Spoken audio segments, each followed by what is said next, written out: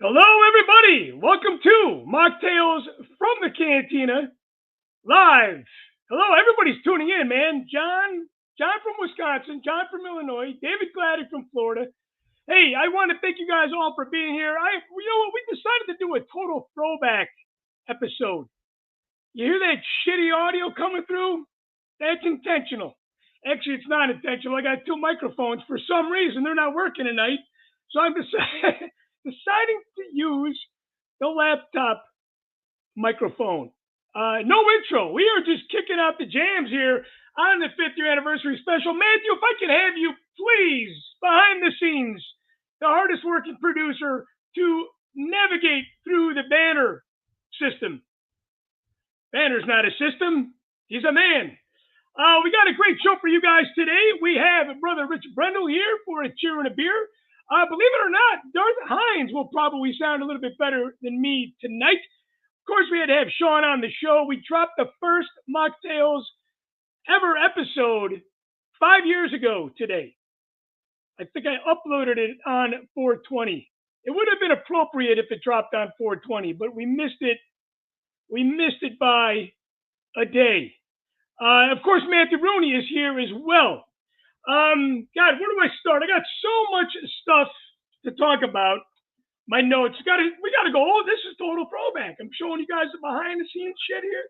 Got my notes here. Let me just run through the show a little bit. I'm gonna bring my producer Matthew Rooney on to just kind of warm up the crowd here. Matthew, thank you again for continuing to work hard behind the scenes here.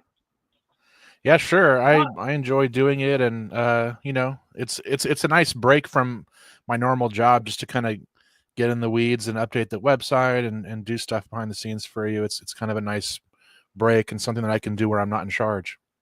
You know, I think you've added to the list of why I want to continue to do this.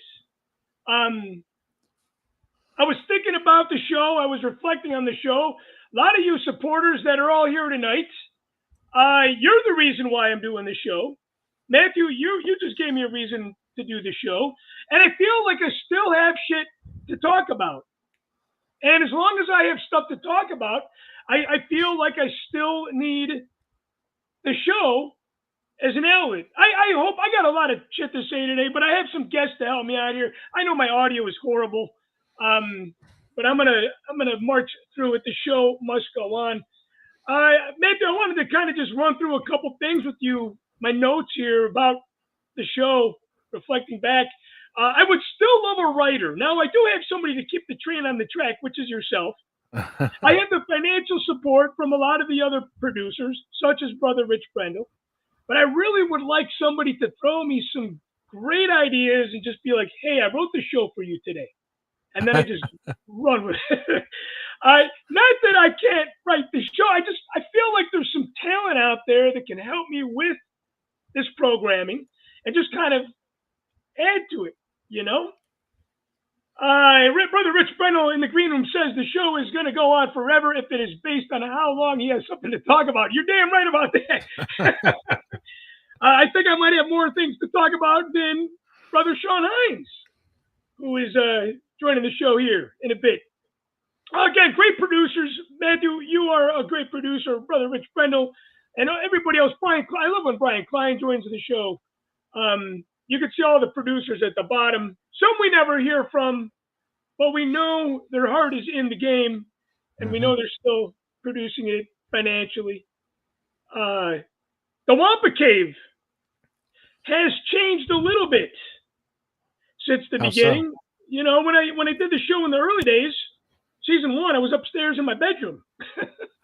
Yeah, it seemed like you were at like a dining room table or something like that. I can't remember where you were. Yeah, I did a dining room table. I did the bedroom upstairs. Everywhere but the Wampa Cave. And then, you know, the pandemic had kind of given me a little bit of time to focus on it. But my daughter said something to me funny the other day. She goes, Daddy, there's 3 rooms that are always a mess. We just can't get them right. She goes, it's my playroom, her playroom, my playroom, the basement, and the garage. She goes, when is this going to stop, Dad? I said, you know, I don't know. Maybe season, maybe episode 10 we will. I should say 10th anniversary. 10th anniversary. We will be there. So, and it's still running on the same computer, believe it or not. Jimmy Mack had given me a list of audio stuff to buy. I never invested in that. Suds had always told me that I need a new computer, but here we are. Here we are. Here we are. But anyways, we're still trucking along. And Matthew, thank you for doing what you've been doing for all those years, man. Sure.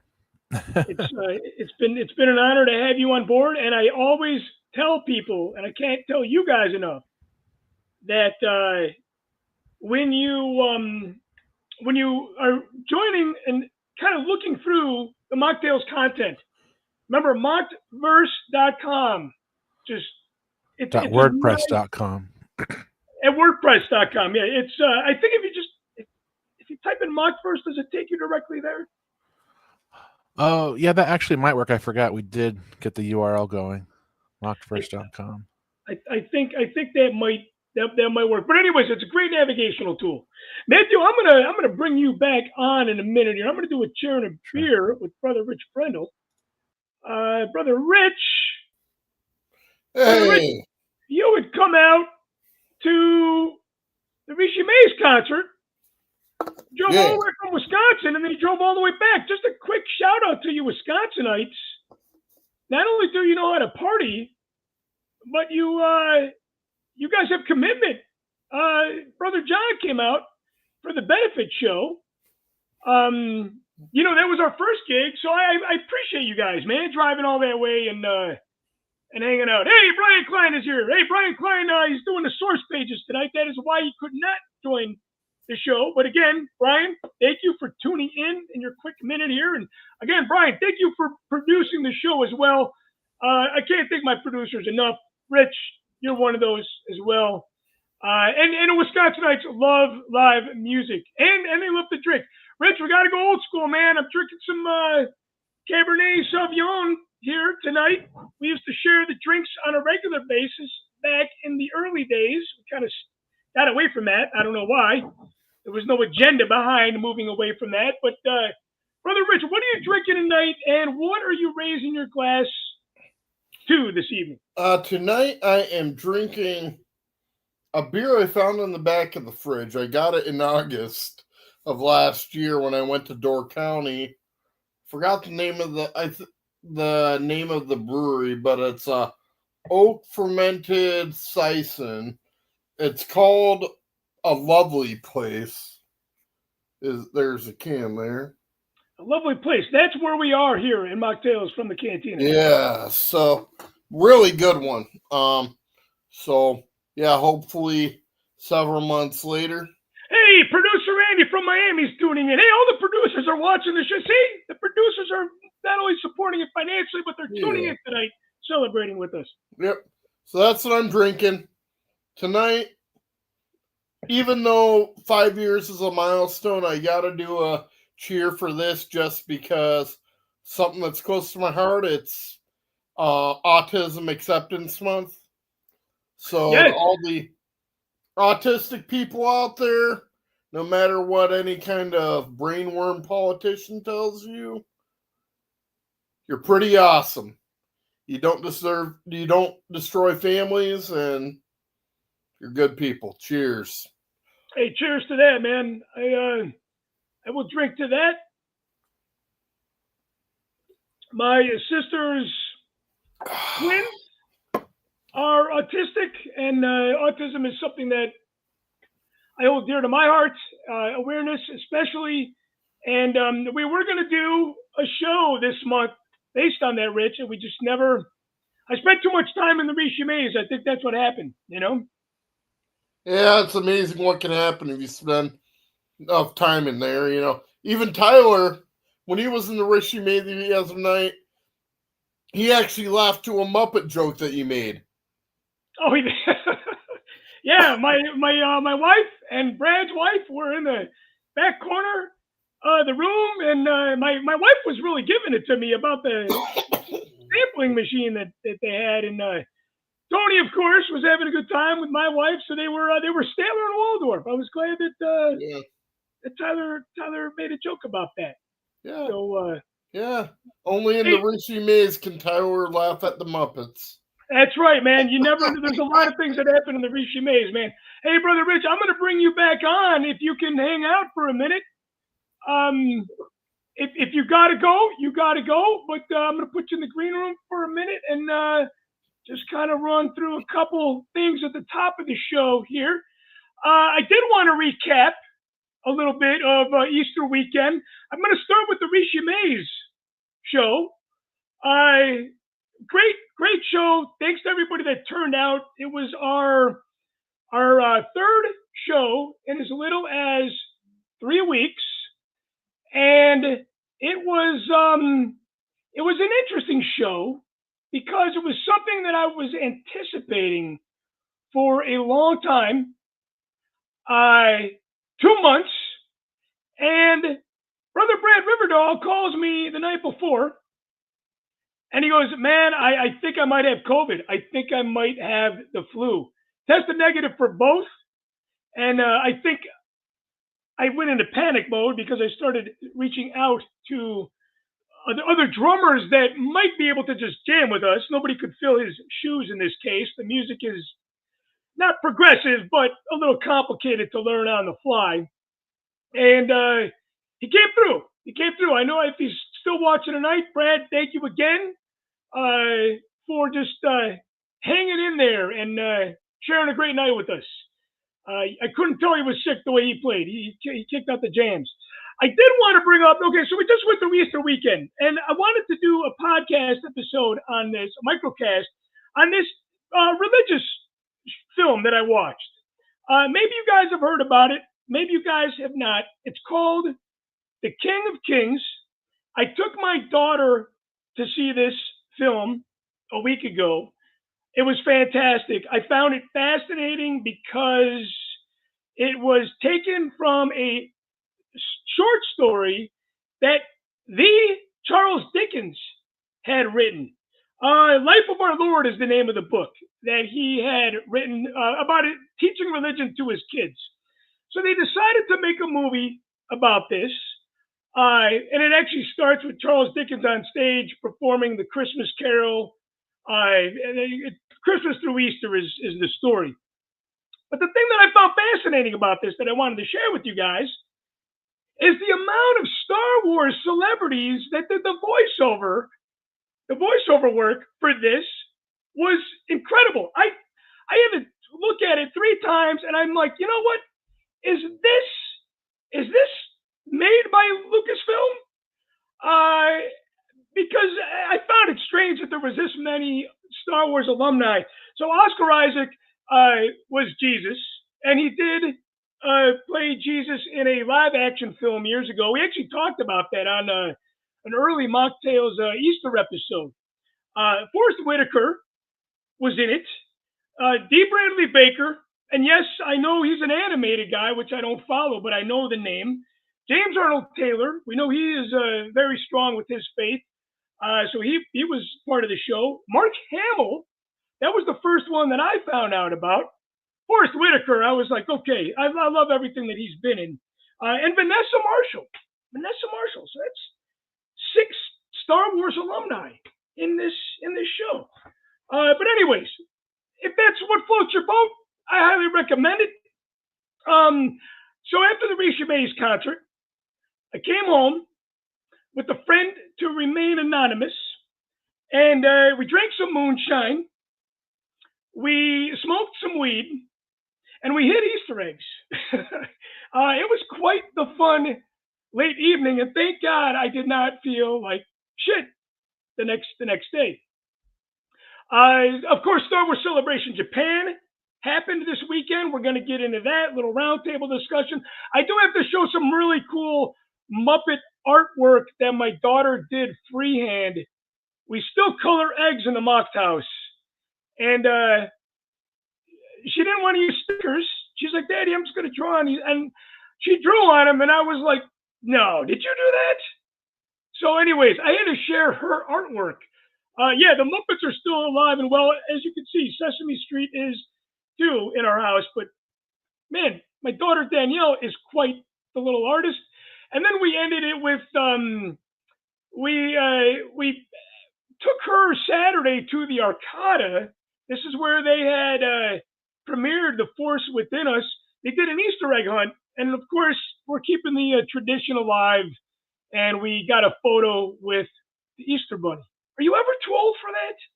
I don't know. My daughter keeps me young. I'm turning 50 next month. I know Sean Hines is no stranger. Sean Hines is no stranger to acting young. He's young at heart, and he's on the show again. Sean. Hey, what's up? What's up? How are you? Happy post Easter and all that other fun. Happy post Star Wars celebration and everything in between.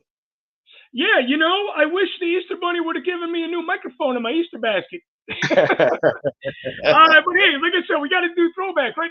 Did you get a chance to wear the Mando Bunny this year? This year I took a break from Easter Boba, but it did not. But the Easter Boba did not go without making an appearance. Brother Alfie. Made the Easter Boba have a visit over in his neck of the woods. There was an Easter party over there, and Alfie sported it. Yeah, he wore it for a work party that he was having. Oh, awesome! Oh, hey, so the Easter Boba didn't take you took the year off, but not Easter Boba. Easter Boba did not get the year off, but I did. I was gonna wear it at C2E2 on Sunday, the Sunday of the show. Just because, being a week away from Easter, I thought, perfect time to wear it. But I'll be honest with you, I was just like, I was so wrapped up in the whole 40th anniversary of the Breakfast Club. I had already put together this Judd Nelson, John Bender costume that I wore for the photo op. And I figured, you know what, I'm just going to keep going with that outfit for the rest of the weekend. Plus, I mean, the Easter Bowl is probably the hottest mashup that I've made to when it comes to as far as being able to wear it, because it is a big fur bunny suit, for crying out loud. So that is probably the hottest one to wear out of all of them that I've created. Yeah, for sure. Hey, I want to thank everybody for tuning in, man. Again, I see all the chats. Thank you so much for participating in the live conversation. John, you know what? I'm going to jump to a little game here, man. I feel like we haven't played any mocktail games in a long time. And, I was thinking of something to do. And I'm like, okay, Sean, you've been on the show several times. I think you've participated in just about every game that we have done. But I'm going to go kind of old school, but I'm going to go right to the original source, the Mind Probe questionnaire. Obviously, we stole that from one of our inspirations for the show, Stephen Colbert. I'm going to give you the Colbert questionnaire. All right. Well, hopefully I won't be too fogged up. I am on the tail end of a head cold here, so that's why I'm drinking the diet of 7-Up cherry version here to help soothe the sore throat here while I speak. So hopefully, you need some whiskey, my friend. You need some whiskey. Probably. We'll see how I hold up here. All right, these are really easy questions. Some of these we have used in our own version of this. Some of these we have not, and this is a good chance for us to get to know Brother Sean even more. Even though it's been an hour. Are these things I'm going to have to plead the fifth on? Are you going to get me in trouble with the wife? No. That would be Andy Cohen. God, yes. All right, I was going to. No pleading with this here. All right. Brian Klein has made fun of me for this. He goes, I don't know if I have time for this question, but you know what, Sean? I'm going to ask it to you. What is the best sandwich? What is the best sandwich? The best sandwich? Yeah. Oh man, you want to ask a fat man what the best sandwich is? That's kind of a big question for a big guy. I mean, come on, man. To quote you, come on, man. I mean, where does one begin to make his choices? You start with the bun, the meat, the toppings. I mean, where do you start? I mean, come on. Oh God, the best sandwich. Well, I guess if you were to narrow it down to the bare basics in life, as far as what is always going to be satisfying, no matter when it is, no matter what the occasion, you just can't go wrong with a burger. no matter what your choice of toppings is. You know, sandwich. it's a, yeah, it's a sandwich. Yeah. I mean, well, okay, if you want to drill it down to just sandwiches, let's go back to childhood sense memories and just go peanut butter and jelly with the crust cut off. I mean, Well, I don't even cut the crust off. I'm quoting Breakfast Club, so I'm in the so. Oh, you're in the Breakfast Club state of mind. I could see that. You met those guys last week. This is a question I'll tell you a little interesting side note just to show you that I am completely off the rails sometimes in my weirdness with experimenting. When I was a kid, I actually used to put in my peanut butter and jelly sandwiches, depending on my mood, sometimes Fritos or Cheetos in with the peanut butter and jelly. Yeah, I can see that. I feel like I'd be able to put the Fritos in there, you know? Give it a little extra crunch, a little extra flavor. So it sounds like that's your sandwich. Well, back then it was. It's been a while. Best sandwich is a taco, is what Brother Rich Brendel says. Hey, this should have been a question for everybody to answer, especially the collectors or the hoarders in our lives. We can relate to this. What's the one thing you own that you should really throw out? Lisa's going to be listening really close. Sean, I'm going to go with batteries. You, for sure. You, absolutely. You've got batteries from 1982 that came out of the JCPenney Christmas catalog that day when I was over there. I was like, what are you holding on to this for, brother? Radio Shack, you got to let it go, brother. You know. How about you? What's the one thing that you own that you should throw out? I should probably, there's so much paper signage and cardboard things and boxes that are just promotional. What am I going to do with them? I should probably just get rid of them. They're more, I hold on to it as more of a time capsule reasons, I suppose. Yeah, promotional boxes, cardboard stand-ups, signage, because it's like you only have so much wall space in a house to actually display some of this stuff, unless you're going to have some sort of a rotation on it, but, and it just takes up space and it sits in storage and nobody gets to see it. Yeah, cardboard and me don't mix. It seems like it always gets ruined by water of some kind. I'm gonna cheat here a little bit. Now my brain's working. It's going in the Machtails direction here. The cogs are starting to turn again. Yeah, they really, really are. Even though I don't have a writer yet, after five years, I know you're an autograph collector. I know you get noticed for being in productions. You were just recognized as being the real fans of the saga. Has anybody randomly asked you in that situation for your autograph? Yes. Walking around Celebration, being recognized for being in your productions. When I was in radio, I was asked for autographs. When I was doing remote broadcasts and stuff like that. But yes, so yes.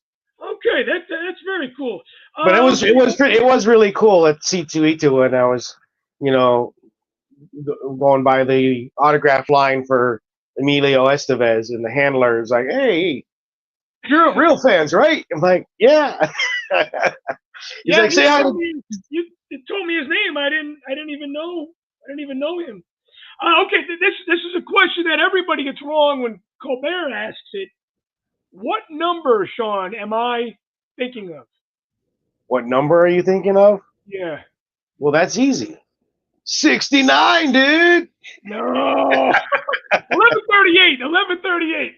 I was thinking of 69 earlier because this is the 69th live show. 69th live show. See, I knew that number. I knew that number meant something. I knew there was some importance to that number. So that's just me being psychotic. I mean psychic. Now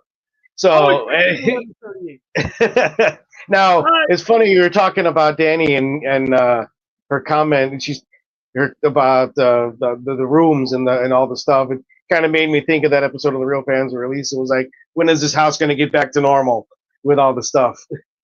Yeah, I mean, even back then, it was, back then for you and me, we're still in the same boat. Still in the same boat. All right, I'm going to ask you, I'll ask you one more question. We really shortened the list here just because I want to squeeze a lot into the show. All right. What's the most used app on your phone? The most used app on my phone, well, it's probably Facebook. Doom scrolling all the time. Yeah, That's I'm sure you heard. Did you get sick of the Rishi Mays posts? what was that? What's Rishi Mays? Is there something? Is that something I should be aware of? Did I miss a did I miss a post somewhere? Because I can't say I've heard anything about it. Put it on sarcasm when you hear it. maybe you didn't put out enough information about that. Yeah, I might have missed that. But no, I thank first of all, yes, Rishi Mays was awesome. I had an incredible time. I thank you for allowing me to participate and let the Vandalorian hit the stage again. Been a while since the Vandalorian's been on stage. Got to assist with the some of the percussion accessories, and it's too bad that they didn't have the volume right on our sound machine. But playing back, funny? I've 3 shows and I can't get that fucking sound machine right. The volume is so low. That's what Michelle was heckling about. She's like, "You got to quit using that box. Nobody can hear it." And I'm like, "I'm gonna get it right, damn it. I'm gonna get it right." It sounded good when they were testing just to make sure that it was going through the system. Did they not have it potted up against everything else, or was everything else too hot? That's probably the next step. Making sure it's potted up with the music. Yeah. I'm going to jump into some celebration takeaways here with the producers that I have here in the green room. Oh yeah, I got my samurai fat. I figured that was appropriate. Post Celebration Japan. Very, very nice, very nice. You know what? I gotta say, we'll do a little bit of a round table here on this. I loved the merch from Japan. I love the mashup. They really, really focused on the culture. The costumes I thought were cool because a lot of the costumes that they showed were incorporated with the culture as well. I couldn't find any good photos of it, but they did a really cool recap video, and they showed a lot of cool cosplayers. I didn't go to Japan primarily because my wife and my daughter really want to go to Japan. I've never been. It was not a good time of the year for us to go, simply because my daughter's in school and she can't miss. 2, it's a small fortune. 3, I had the Rishi Mays concert. And 4, we do some Easter stuff with the family. We could have gotten around that because obviously Celebration is no stranger to Easter Sunday. 5, if you're going to go to Japan, you should see other things besides Star Wars. Yes, you have to. I mean, it's expensive and it's a long, long way. Do you guys have any comments on the merch, the costumes, or why you didn't go? And if you don't have any comments, it's okay because we have so much to get through. Does anybody want to chime in? Well, I'll just say, I mean, the merch, I looked through the catalog of merch that they had, and it seemed like mostly everything was either key art related or badge art related, and there really wasn't much beyond that, or just regular logo related. A lot of celebrations you'll find some unique things in between jackets or little souvenir knickknacks or what have you. I didn't see much of that in the catalog that was listed online, but there might have been other stuff there that I didn't see in the online catalog. And if anybody's interested in in some of that wasn't able to go, there is a small selection of items on Amazon with the key art that you can get T-shirts or a tumbler, or I think there's a TIE fighter speaker for your Amazon something or other. But yeah, and then there was some figures from Jedi Survivor and Black Series figures, and there were some Ronin figures, but I think that's already sold out. But they did make some of that available on Amazon. No word yet if they're gonna make available any of the extra stuff they got left over like they've done in the past. So I guess that still has yet to be seen if they're going to do that. You scored a target. You scored an item at Target. Yeah. Was it an exclusive? I don't know. It was one of the what Funko likes to do when they have their show exclusives. they're like shared exclusive. So it's like you if you buy it at Celebration, it'll have a sticker on it that says Star Wars Celebration Japan. Then they'll also release it. Then they'll release it through a vendor like Target or Hot Topic or whatever, and then it'll say shared exclusive, and it won't have the Celebration sticker on it, but it'll say like something. So what I ended up finding, they had came out with a series of samurai styled Funko Pops, and this is Samurai Mandalorian with the little Grogu in there. Yeah, that's cool, man. I like that. It's pretty slick. And then on the back, you see the other ones that they've got available. There's a Kylo Ren. There's a Darth Vader, which looks really slick, and then a Rey. Now, I've already seen those. I've seen those other three available through Funko's website. But the funny thing is I think this might be a Target exclusive because they only had Rey, Vader, and Kylo Ren on the Funko website. They did not have the Mandalorian one available. No, Matthew, you said that you had written an article that recapped Celebration. No, I read an article after. I didn't know. I'm not paying attention to any Star Wars news at all anymore, so I didn't even realize it was Celebration until I started seeing little videos on TikTok when I was scrolling through TikTok, and I started seeing like Hayden Christensen pop up over and over, and I was like, oh, there must be Celebration going on. So no, I didn't write anything. But after I saw that, I did read just like a couple summary articles just to see what they had announced. But in general, I'm just not focused on that kind of stuff. There's so many announcements that don't go anywhere, and sometimes the hype is like bigger than the shows. So I'm kind of just waiting for the shows themselves, and I'll watch them and enjoy them when they come out. And I've been enjoying Star Wars more that way over the last couple of years. Yeah, I love that. I love that observation because I feel like when Disney had taken over, we've talked about this before. When Disney had taken over Lucasfilm, they had this graphic of like 40 shows, and half of them went away. Only I'm like, you know what? We'll see it when we believe it. Mm-hmm. I kind of feel like it's like me talking about movie projects that I'm going to do in the future. It's like I still got to finish what I started. I feel like, it's great to announce things, but I feel like sometimes with these announcements, they get the cart ahead of the horse. And you're right about that. I think sometimes the hype can kill the show. I think that's why I went into Rogue One without any expectations, because just like what you're saying, I wanted to experience Star Wars that way. And same thing with Andor as well, right? There's a lot. I feel like there's a lot of hype around this show. They'll get it right. I know that, but if they swing once and miss, I think a lot of people are going to be upset. But I don't believe that is going to happen here. Was there any news that you guys really enjoyed hearing that you're truly excited about?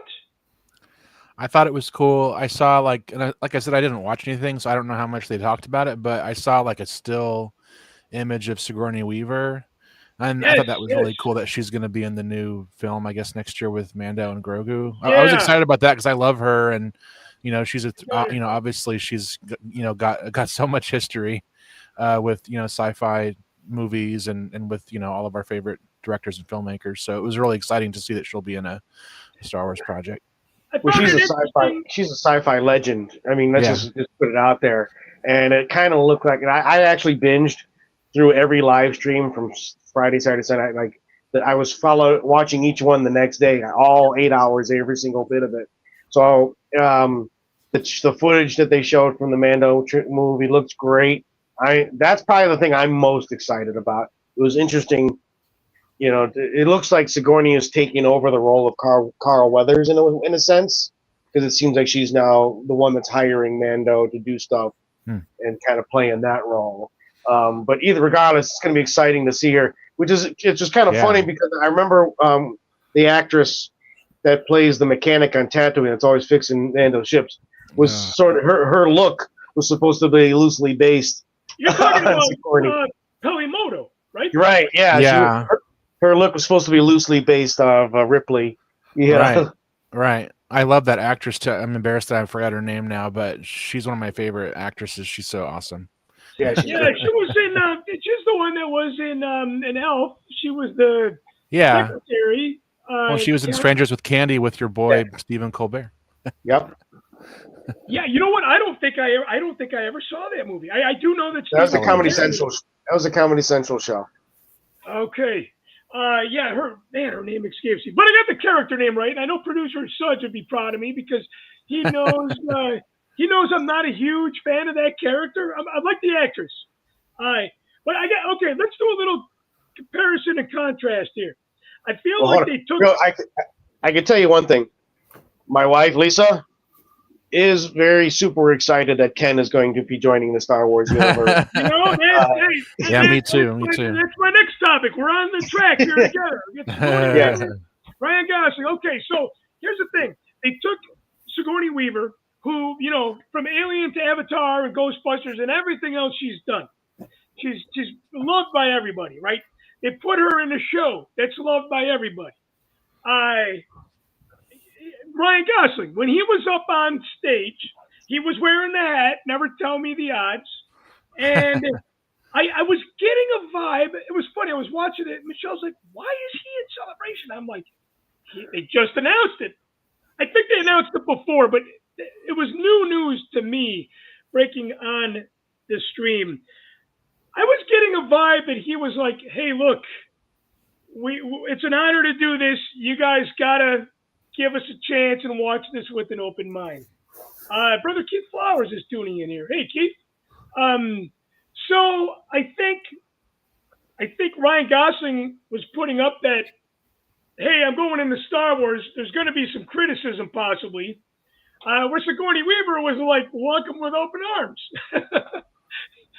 Well, I mean, it's no secret that there's a little bit of, the elephant, as Ahmed Best referred to it, the elephant in the room of the negative section of Star Wars fans that likes to just pounce on things in a negative way, regardless, before it even comes out and yada yada yada.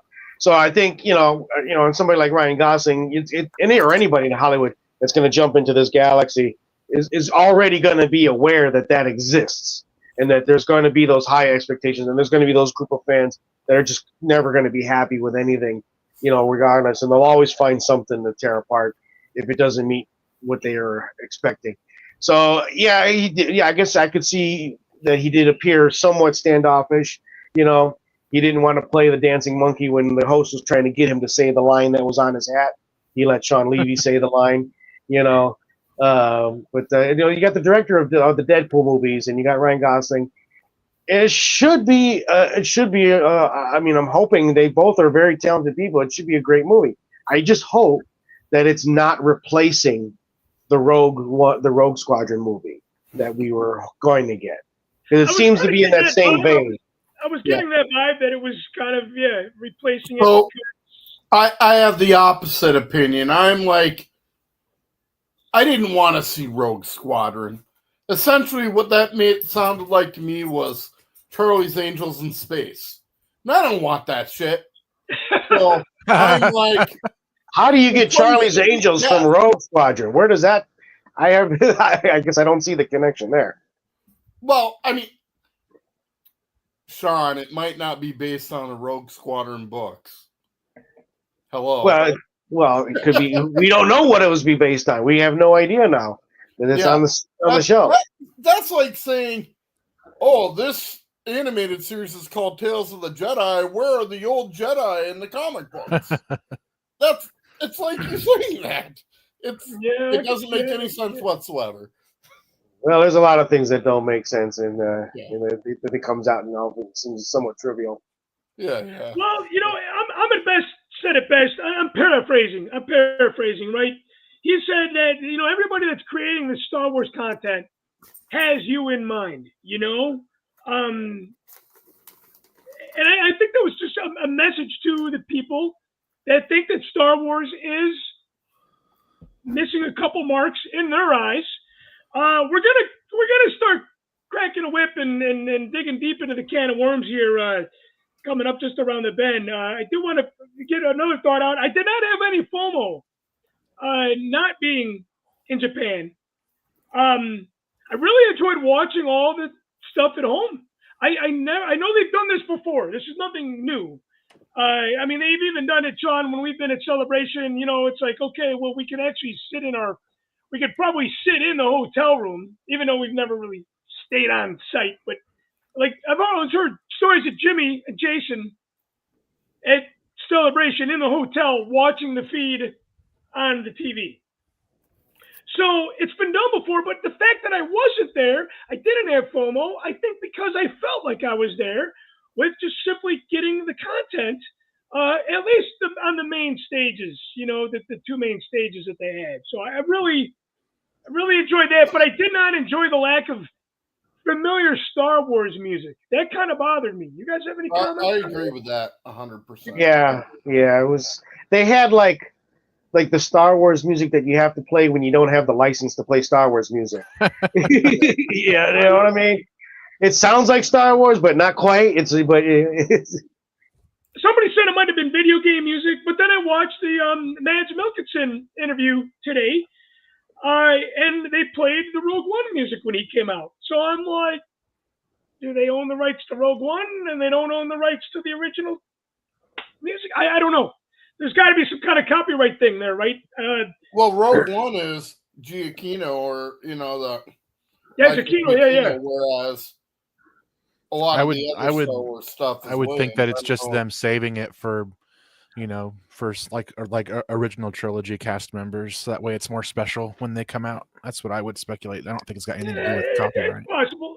There was definitely Star Wars music that they reused before, like when they go to the main Celebration stage, they always play the parade song from the end of Phantom Menace, you know, or you know they play a lot of prequel music, you know, in during the intermission parts between segments, you know, but yeah, there was really no you know, main theme march or Imperial thing happening over and over again like you would expect. Which was fine, you know. Like I said, I'm with you. I did, because I was able to watch the streams, I did feel like I was still being a part of it, and I got to see kind of the stuff that was happening while it was happening.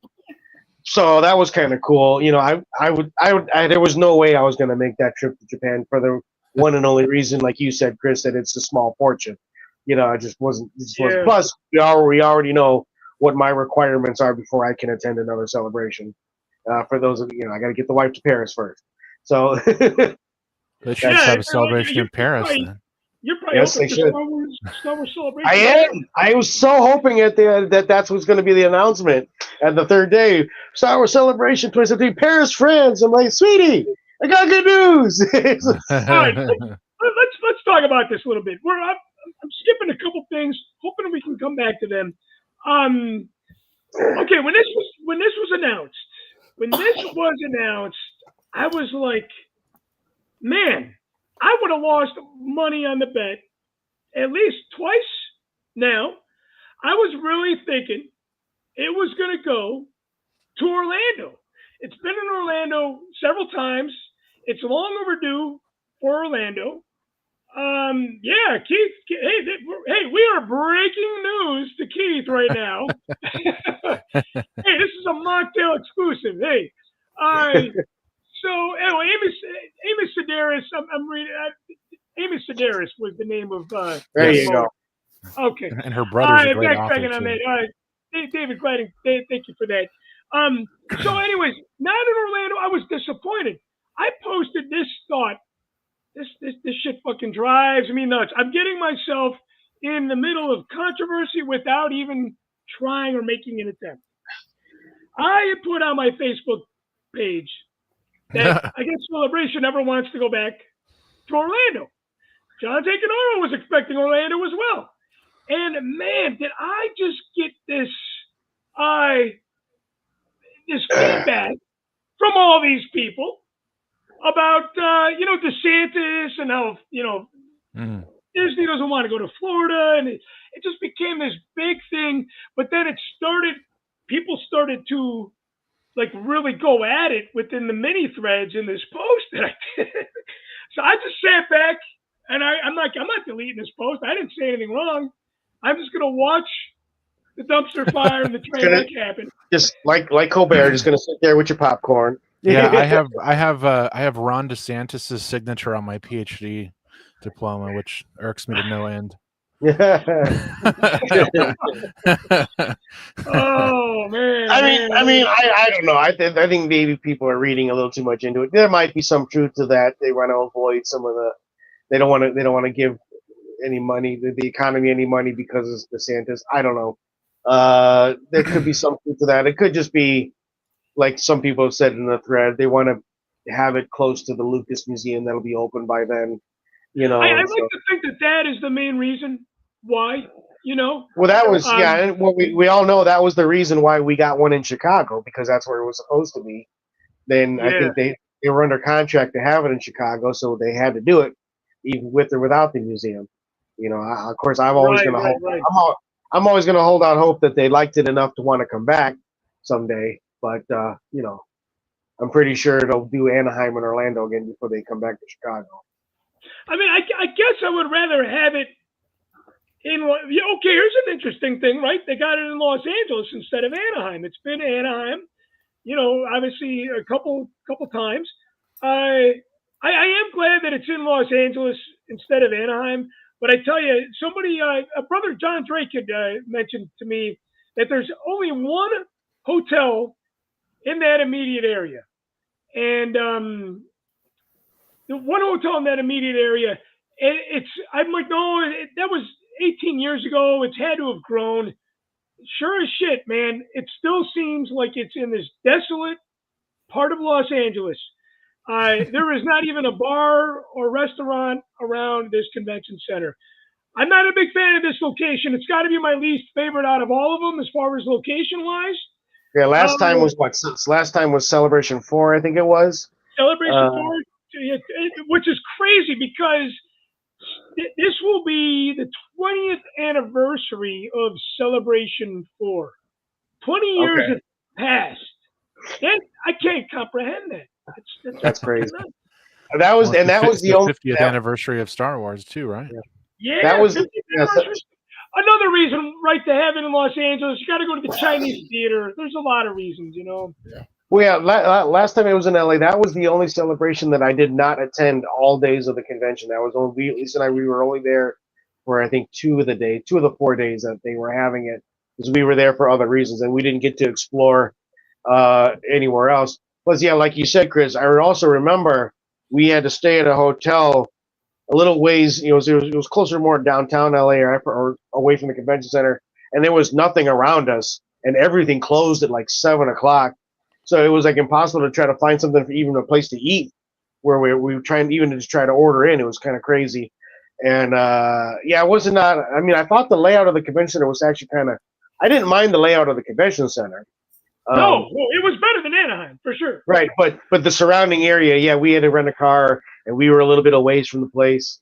You know, I'm sure, of course, trying to find a place to stay this time around is going to be a lot worse than it was 20 years ago, just because of how big this convention has become, you know, and worldwide.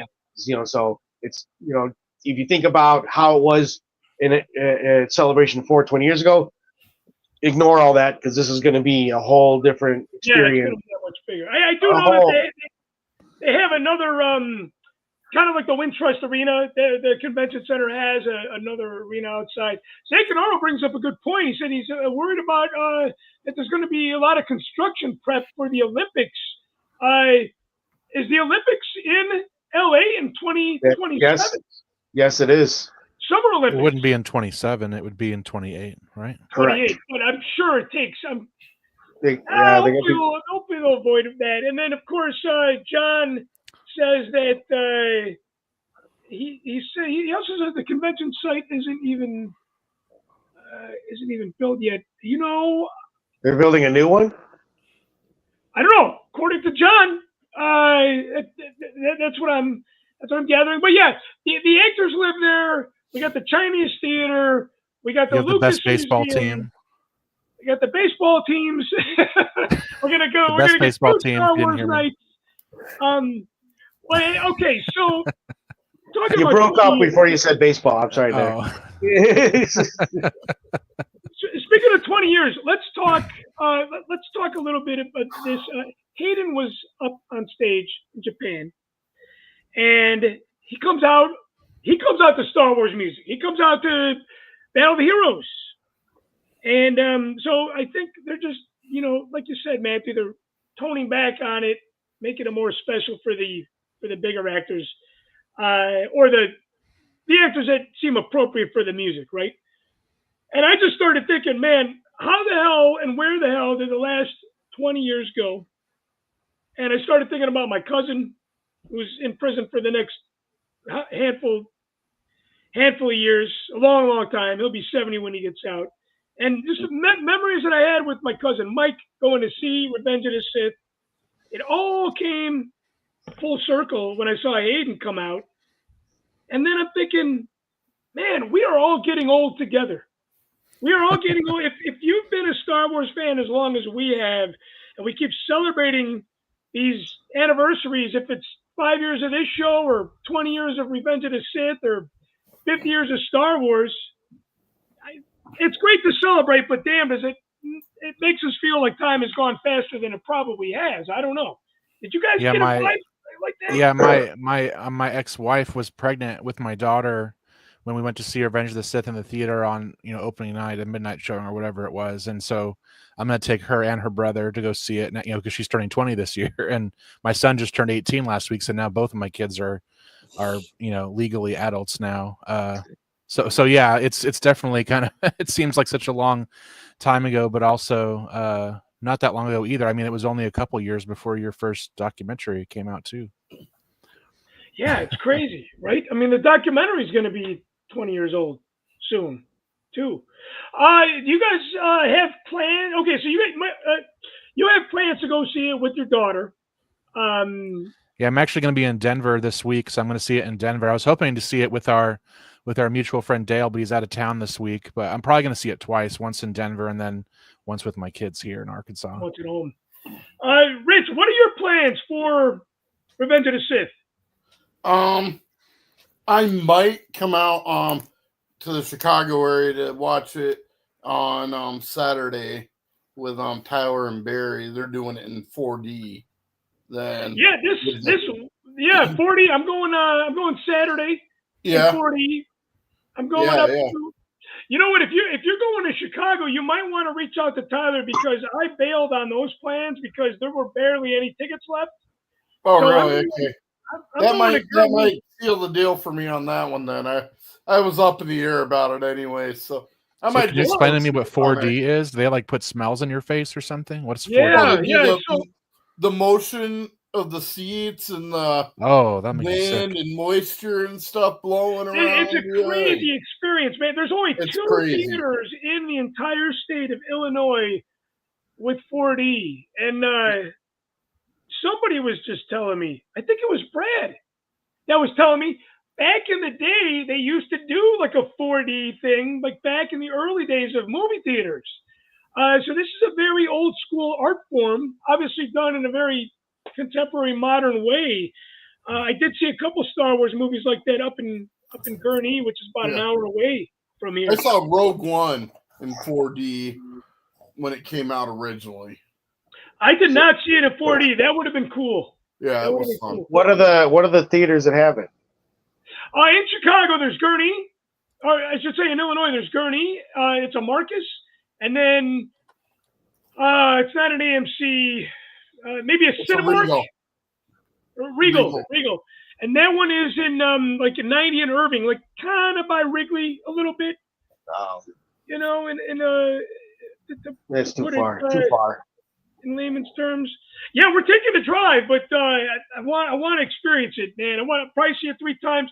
So this weekend we got Revenge of the Sith, we got Pink Floyd in IMAX, and we have the Kane County Toy Show all happening. And what it's going to be, and I'm going to a concert. The singer, yes, John Anderson is playing on Sunday night. So it is a busy weekend. Sean, you got plans for you going on Friday?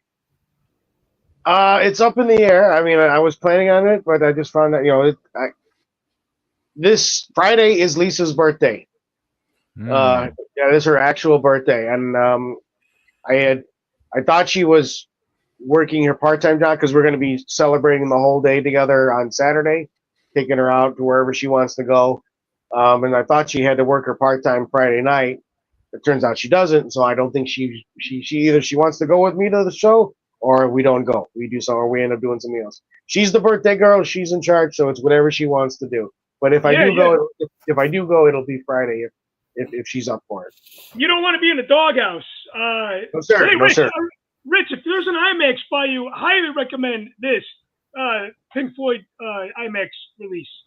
It'll be worth it for sure. It starts Thursday, and then there's only screenings on Thursday and Sunday. It's a very, very, very limited release. One thing I did not like, having, I believe it was Mr. Gilroy, Tony Gilroy had said, you're going to see Rogue One in a new light. I don't want to see Rogue One in a different light. I like it just how it is. Do I need to make a shirt like "Don't fuck with my Rogue One"? Andor? Well, I think what he meant by that is it's probably the same way you look at the original trilogy after watching the prequels. You know, things all of a sudden from a different angle seem to mean something different. Yeah. That's probably what. You know, there's part of me that hopes that would be hilarious if Andor season 2 totally ruins Rogue One for you. That would be hilarious.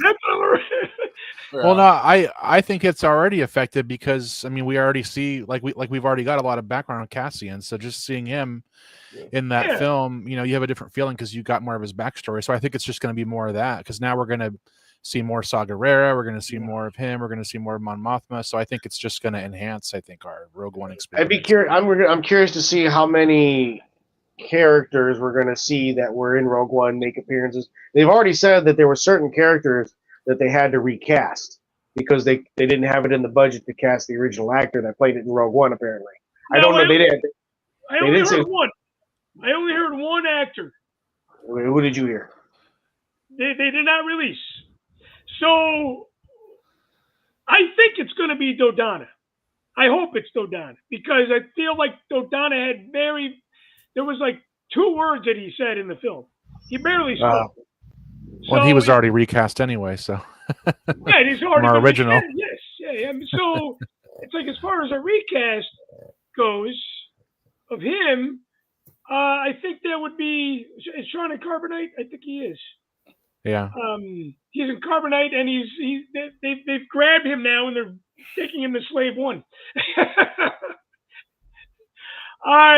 will be back. He will be back as we're running out of time here. So, do you guys have a hunch on who you think they're going to replace?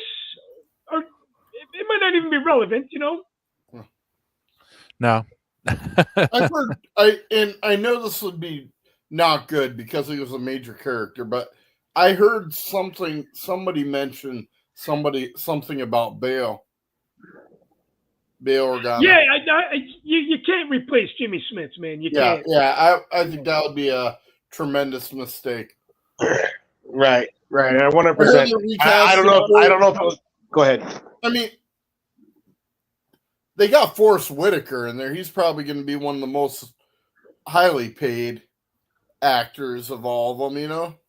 Yeah, I would think so. Jimmy Smith's a TV actor, too. I think They're recasting Saul for season 2. Saul Guerrero. It'll be... He's in the trailer, so... Yeah, I know. But Andy from Miami thinks it's going to be Dodonna as well. You know, part of me is like, you know what? Let's just let this ride out and see what happens. Like you say, let's not speculate. I don't want. Oh yeah, we'll enjoy it as it comes. I am curious though if they're going to do any CGI people, you know, Tarkin or Leia or anything like that. They'd probably be wise not to because it causes a lot of controversy. But I'm curious if they're going to. I wouldn't wouldn't even mind like seeing like a real life Tarkin. Like maybe that's the one that got replaced, right? You know, maybe they're not going to do the effect. Maybe they're going to bring in Wayne Pigham, the guy from Revenge of the Sith. You know, maybe tone his makeup down a little bit because he was kind of pasty. I remember at the end of Sith. But hey, the anticipation is high for Andor. It hits tomorrow. Guys, you know we don't get political on this show, but I do need to steer you guys in a direction of an interview. I was getting a little vibe from Diego Luna. He's in Japan, and he is definitely representing Mexico. He's speaking Spanish in Japan. I thought that was great. So he's on Jimmy Kimmel's show, and this interview that I saw, I was just like, wow. I'm like, he said a lot of stuff that you will not see on stage at Star Wars Celebration. This is great. It's an 8-minute interview. Sharon Sandoval is tuning in. Hello, Sharon. I think we got a lot of the Machtails Patreon family here today. So thank you guys for tuning in. I recommend this interview. It was a good watch. For you guys, where is your anticipation level with Andor? I'm probably at about 9.5. I'm ready to go. How about you guys? Oh yeah, I mean, Andor was my favorite show they've done. The first one, I've watched it multiple times, and so yeah, I'm super stoked for it. I like Tony Gilroy, and I like what they're doing with it. So I'm really psyched, and I'm glad that they're kind of doing these like shorter time periods, and like it's like because in the first season I thought it was great, but since this one's going to jump ahead, years each, sort of arc, I think that's going to make it a little better that they'll have to kind of put these kind of shorter stories and instead of this longer drawn out story. Yeah. Before you guys go on, John has said he thinks it's Bail Organa that's being replaced because of scheduling conflict. I hope that's not true. I think that's going to be. Look, Bail Organa, Jimmy Smits was one of the reasons why I loved episode 2 and 3 and why I was so excited to see him in Kenobi. He was in Rogue One. Man, I would hate to see him replaced. That's going to be a fucking bummer. I don't know how I'm going to be able to get that salt out of the wound there. But anyway. Sounds like a deal breaker. It sounds like a deal breaker for you almost. You know what? Yeah, let's skip it. Kind of is, man. I General Draven, I was afraid that he was going to be replaced because I thought he had a pretty prominent role in Rogue One, and I'm like, you can't replace him. Deal breaker, though, yeah, I'm gonna be disappointed. I was disappointed that Silas Carson didn't play Kiadi Mundi in The Acolyte, for Christ's sakes. What if they do Melchi? They recast Melchi. You can't do. Then it's going to look really dumb because he's already made his appearance in season 1. Well, they could just hire Chris Mock to play Melchi. There you go. Take your glasses off there. Yeah, have you signed a non-disclosure and you can't tell us that you were already in it? Right. Yeah, I'm excited for the show. I enjoyed the first season, albeit I have an unpopular opinion that I thought the first season was extremely boring to watch. As far as the action goes, but that doesn't take away from them. I'm not trying to take away from the show because it was extremely well shot, and it was a good story overall, and the acting was all really good. I just thought that the pacing was more of a, your weekday morning or weekday afternoon soap opera kind of pacing. It just was a little more dry and not enough action for me. Doesn't mean I didn't enjoy the show. And I am looking very much forward to season 2 because it does look like with these 4-year time jumps between every 3 episode arcs, we're gonna be getting into the thick of it. So Yavin Base will be so cool to see again. I love that. Oh stuff. yeah, and going back to your interview question about with Diego Luga and so I gotta say real quick, when it came to the interviews that's on the celebration stage, it's just I gotta be honest with you. Like you said, the Disney hype machine like Rich was saying, can be a little crazy. It just seems like there was basically 3 basic questions whenever there was a guest on stage. It was like, how does it feel to be at Celebration? Right. You just got done making this show. How does it feel to be in Star Wars? What does Star Wars mean to you? Like, what You are they know, going to say? Nothing. It was boring. it's just like, It was a slow Let's burn, hear for Star Wars. You're like Yeah. asking for, if you have to ask for applauses. Yeah, exactly. Yeah, something's wrong. exactly. I mean, and I gotta be honest with you. I really don't like this little back and forth Carboni does with Anthony Daniels all the time. You know, them trading insults at each other like they don't like each other. It's just, I don't like it. Just, I don't think it's funny. It's boring, and it just ruins the interview. But anyhow, moving on. Go ahead. I just had to throw that in. It was a slow burn. Rich, how excited are you about Andor? I think I'm probably at a 7. So pretty psyched. Pretty psyched. I'm not gonna. I'm only saying not a 9 or a 10 because I don't want to get my hopes up.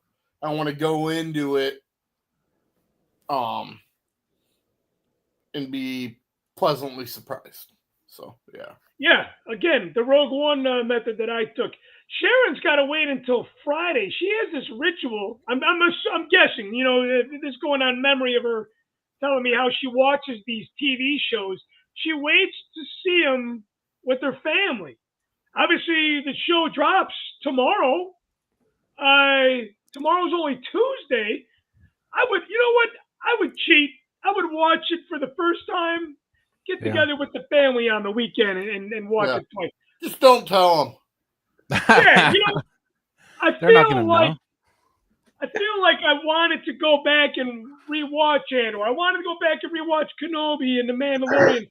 It's just such a big commitment because these TV shows add up. You know, it's not like going back and rewatching one of the Star Wars cinematic movies. It's 2.5 hours. I mean, we're talking long run times at the end of the day. You know. I say watch it. I say watch it just so that you can get ahead of the spoilers that get posted. You know, and then when you go back with the family for the second time, then you can savor it. You know, then you can take it in and see what you might have overlooked the first go around. Yeah, I would love to watch them twice. You know, again, I'm really looking forward to seeing the binge experience. I really enjoyed that in the skeleton crew. I got to play. We're at the end of the show. Thanks, everybody, for tuning in. 5th year anniversary. Thank you for dealing with my shitty audio. Hopefully it wore on you, or you got used to it, I should say. Coupon code for ICC Nashville, which is actually not in Nashville. It's outside of Nashville. But Mach 10 will get you 10% off. Matthew and I will be there. We'll be covering the event. There is one more, Matthew. I don't know if you saw this. Michael Havens posted that there's one more guest announcement. He's like, it's the final guest announcement that is going to drop tomorrow. I actually don't know. I haven't looked at the website to see who any of the guests are, and I'm not on Facebook anymore, really. So I don't even know who's going to be there in the first place. Well, you know, I would say, looking back at it, it's not as Star Wars stacked as it was last year. But when I went back and I looked at the list, I was quite pleased with the Star Wars representation at the convention. Definitely, I know some people have changed their plans to not go. I'm committed. I am going. I've already blown off my niece's graduation in Iowa for this. I was like, I'm going to Nashville. I'm sorry. But I'll come home a day early from our vacation in the Smoky Mountains for your graduation party. But anyway, it's such a great show. Like I've only been to 2 of them, I guess, because the previous year I only went for like 1 day. But it's such a great show and it's a great experience. I always come away from it feeling like really energized and like I want to do a bunch of stuff. So yeah, I hope other people reconsider going, or maybe you come next year if you're not going to come this year. Yeah, John Zencanaro, thank you for tuning in along with everybody else. Cheers to 5 years. Hey, Ziggy Zaggy, oi, oi, oi.